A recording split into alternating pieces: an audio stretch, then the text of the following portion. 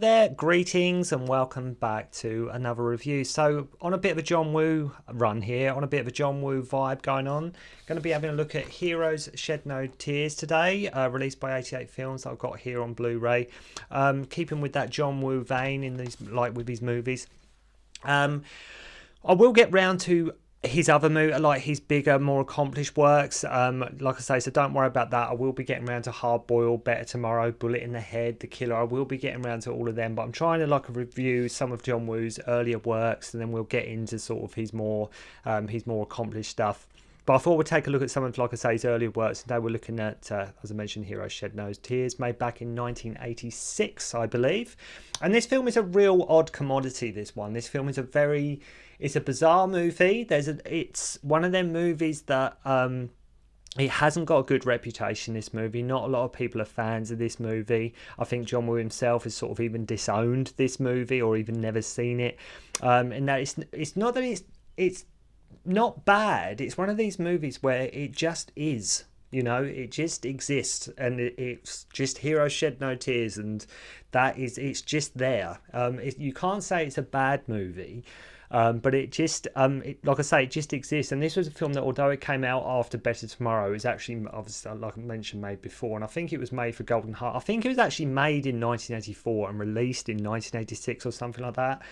Sort of after Better Tomorrow, sort of become big. But I think when it was made in 1984, they sort of shelved it, Golden Harvest. And I think John was all but disowned this film, as I mentioned. He's never seen the final cut. They used his name, obviously, to market the hell out of this movie after Better Tomorrow was a huge success, even going to the extent to film some new scenes. Most often, I think it was the drug taking, sort of the sex scene that they filmed, and John Woo wasn't even there for that. They filmed these extra scenes.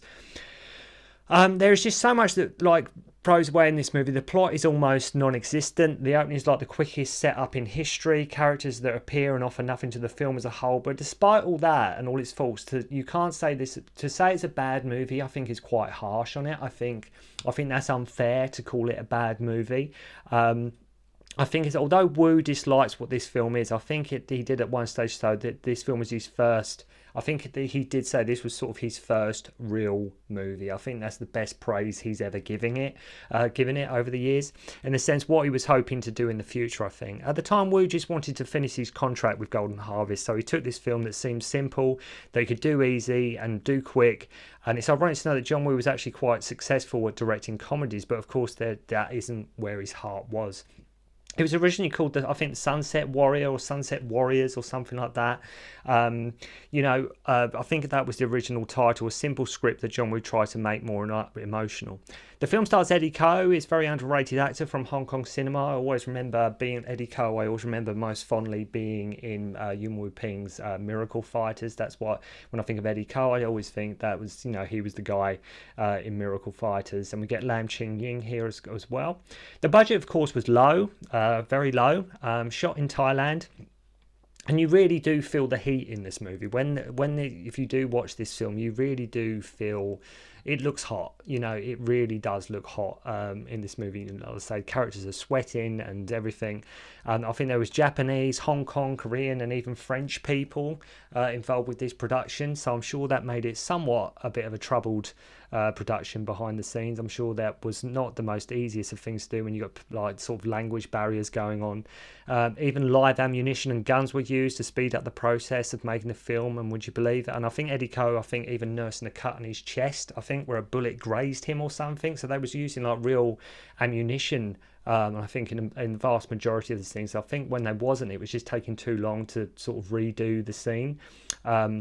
So the gun battles in this movie are really awesome. It's worth watching for that alone. And I think that's probably really the only reason you would watch this movie. It's often forgotten about. It's often, like I say, not on a lot of people's radar when you think of, like I say, John Woo movies. Say it's one of them movies that, like I say, it's almost all but forgotten about. You get pistols, you get machine guns, we get grenade launchers, you name it. And this is a film, a kind of movie that, although originally intended to have some sort of emotional weight, the film plays more like an arcade shoot 'em up. And to be honest, it's no worse for wear for that. I think in many ways that's sort of part of the strength of the movie. It's just sort of an in and out action flick. And I think the idea was there was meant to be. I think if there was more emotional drama and emotional weight in this movie, it would have obviously carried a lot more, probably higher praise over the years. But I think where the film is, sort of in and out, and like I mentioned, it does just sort of, it's just there. The film just exists, and that's it. So the film quickly opens telling us about this drug kingpin, General Sampson in Thailand, and there's this squad that they send in to made up of Chinese immigrants to get him, and it's that usual whole Dirty Dozen, Eastern Condors idea here. He's, done it for the loved ones, green cars, chances for a new life. That's why they've agreed to do this sort of, expendable, this mission that they can do to hopefully get a chance of freedom or whatever it may be. So we don't really meet these characters at all, in the sense that none of them are fleshed out. Basically, it's like, here's your group of motley heroes, and off we go. Right? There's no sort of backstory for these characters. We are just there. These are the characters you're going to be dealing with for the movie, and that is it.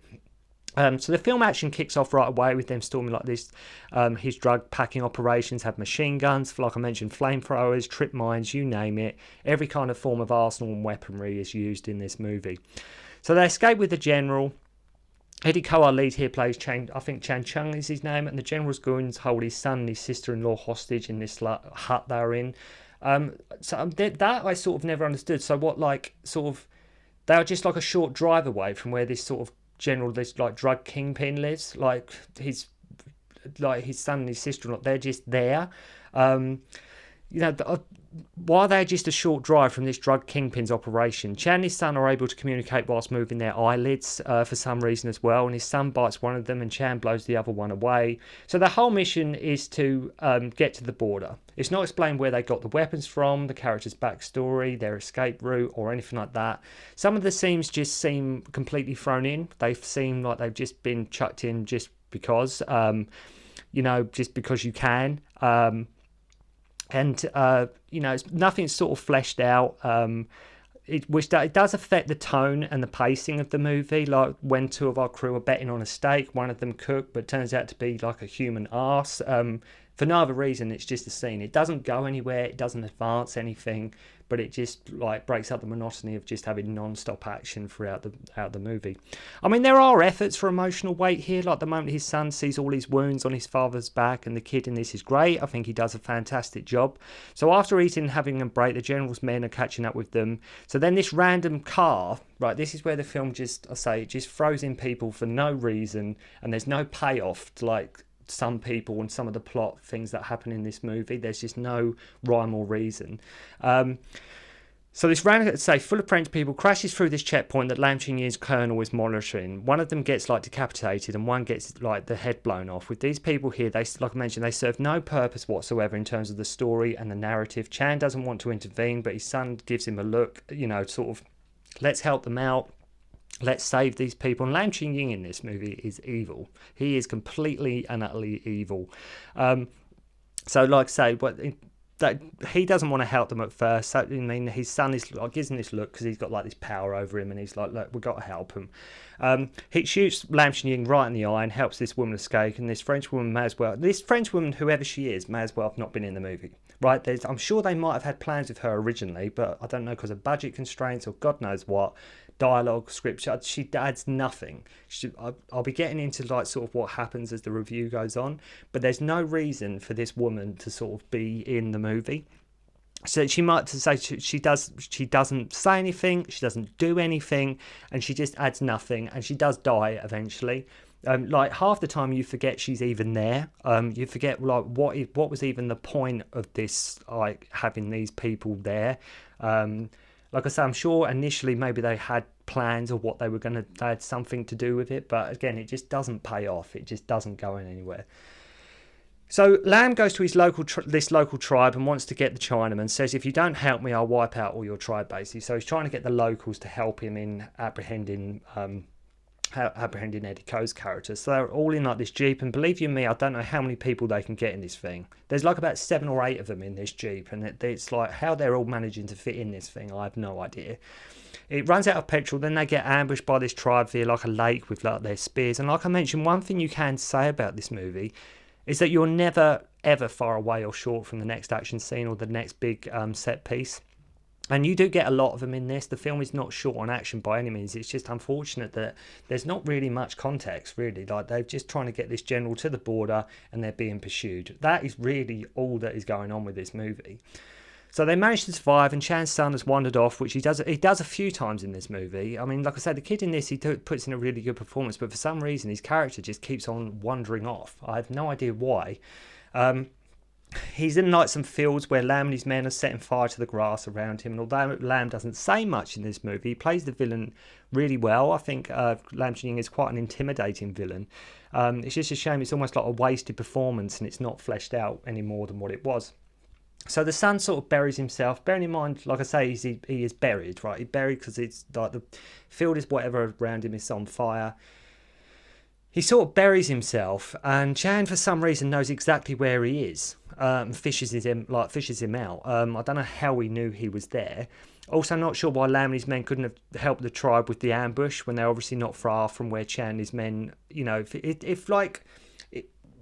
they tried to get this tribe to take him out. If Lam Ching-ying wasn't far, surely him and his men could have helped this tribe as well. Like, to get Eddy Ko's character, like, surely they could have. They want them, so that surely they could have aided them. So we have Yuet in this movie. There's been loads of kung fu movies. He's in Warriors 2. I think he directed as well Hocus Pocus with Lam Ching-ying. And he's busy having a gamble with like the village chief, and for some reason he keeps winning, and the chief has like this machine gun in his face and he needs to lose or he'll get blown away, and he ends up winning again and blowing them all up with a grenade. And again, it serves no purpose, like earlier with the whole sort of stake scene. It's a fun scene, it's okay, but it doesn't really advance anything. It's just there. Basically, what I mean is, if you took that scene out of the movie, it wouldn't change nothing. You know, like in a movie, every scene's meant to be working towards something, or something happens and whatever. Like, so there's loads of scenes in this movie where if you take them out, it doesn't really need to be there. It wouldn't make any difference. You wouldn't lose anything. Serves no purpose whatsoever. But as I say, it's an enjoyable scene nonetheless. Then we have another one of our crew, Chan Sao, who again you'll remember from many Samos, who is busy looting from corpses, then pretends to be dead when nearly spotted and shoots a guy up the arse when he goes to take his loot. Why these two have wandered, this is what I'm saying, these two have wandered off. I have no idea. Why they've wandered off, I do not know what's going on. Chau-sang gets ambushed and speared to death. Then we go to this American guy, Reese's shack, who Chan knows, and turns out him and Chan saved each other in a wall where we have like this mini Oliver Stone sort of Platoon-esque type flashback thing to what happened. Lam's colonel is teaming up with the people that want their general back. So Ching gets a massage from this girl late at night. We learn Chan is doing all this for green cards for his friends and kids. So at this point, everyone starts to get high. Right, everybody's going to have a doobie, right? Which is the moment of the film, I believe. I think John Woo, it was this moment that John Woo had nothing to do with, right? This is when John Woo, he wasn't even there. This was filmed after sort of he'd finished whatever, his final version of the Moon. I think he had nothing to do with this, and it's again serves no purpose. The French woman is there laughing, bearing in mind like she saw her friends brutally murdered, like decapitated and everything, and she's just laughing her head off. Like, she's had like 2 tokes on this like joint, and she's just like, you wouldn't think she's been through any traumatic events, whatsoever. She's just laughing, like I say, she's just going along for the ride, basically. And what the hell they're doing there at this Reese's guy's place, I have no idea. Then we have this Reese guy get down and dirty with his ladies again, and we have no idea who they are, and we have to watch them. We have to watch these people get it on, and we have no idea who they are. We don't care who they are, and it just, again, serves no purpose whatsoever. So his shack gets ambushed by Lam and his cronies, and like I say, the action scenes, whilst not super amazing, are more than worth watching the film for alone. I think the action scenes do hold up. I mean, you get loads of explosions, there's non-stop explosions. They're more than serviceable to the movie and worth watching. I love when Lam is just whipping and hitting his shoulders to kill the Chinaman. The camera sort of follows him along. almost in like a one shot, one take thing, and he's just beating his men, like as though to say, like, just they're shooting. He's like, I want him dead, and he's just whacking these guys. It's just, like I say, follows him all in one shot amongst the chaos, and it's really quite cool. So one of Reese's floozies gets shot. Chin gets full of bullets after saving Chan's son. Then Chan gets shot and just gets left there. Then the French girl goes missing, is just found hanging upside down from a tree. Right, so that's, again, she's dead. We didn't even know why she was there. We didn't even learn anything about her. Couldn't even tell you what her name was in the movie.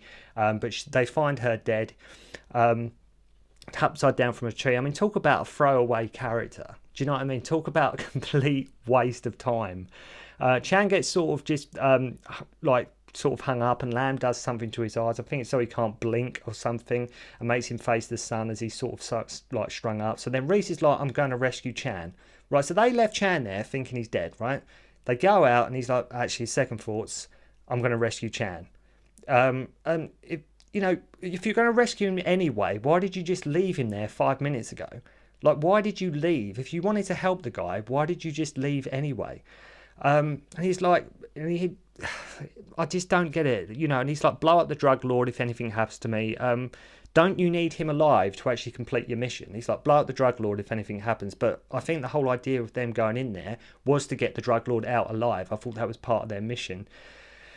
Oh dear. So Chan's son goes full Rambo back to him on his own and lights some explosives in Reese's place, which causes a big explosion and manages to let his father down out of what he's in.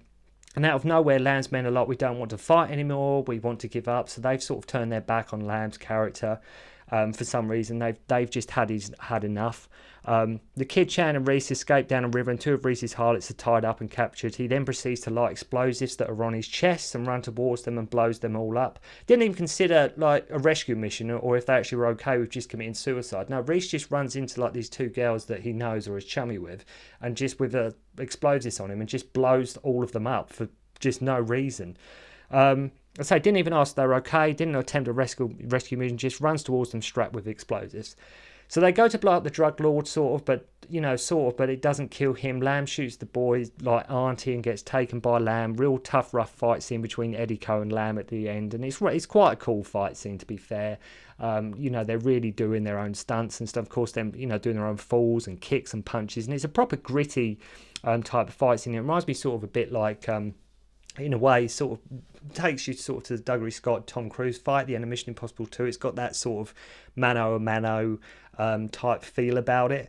As I say, it's proper scrappy fisticuffs here, and it's a really good scene. A far cry from the kind of thing you'd usually see Lam doing, and like I say, if you're like a typical Sammo Hung movie, where it's a lot more stylized. Pretty sure one of the soundbites music cues in this movie is from My Lucky Stars as well, which I'm sure is probably used in other movies, but I'm pretty sure one of the music cues that you do hear in this Hero Shed No Tears is from My Lucky Stars. If you see this movie, you'll know the piece of music I mean. Chan punches it like Lam in the eye and he ends up getting impaled. The film abruptly ends with Chan, his son, and the drug lord floating downstream on a raft after being aided by the tribe from earlier. Like I say, not a good film, definitely not a great film, but you can't really be too harsh on it because it like I say, it just exists, this movie. It's just there. Obviously after Better Tomorrow, it was heavily marketed as John Woo vehicle. I remember this being back in the day HMV and in shops, and it was you'd see Hero Shed No Tears quite a bit back in the day when I was buying sort of on Kung Fu and Hong Kong cinema on video. Not a bad film. It really is the equivalent of what I would call a very, very good average movie. I think that's the only way to sum up Hero Shed No Tears. But if you have seen this movie, let me know what you think. I'm sure this film does have its fans. I'm sure there's like some of you out there who do enjoy Hero Shed No Tears. It's just unfortunate that it just doesn't. There's a lot more that, I think John Woo just wanted to get it done quick. He wanted in and out. He wanted out of his contract with Golden Harvest. But it's not bad. It's just, like I say, a very, very good average movie. But so, thank you very much indeed for watching. I hope you enjoyed the review. I'll see you soon. Don't concentrate on the finger or you will miss all that heavenly glory.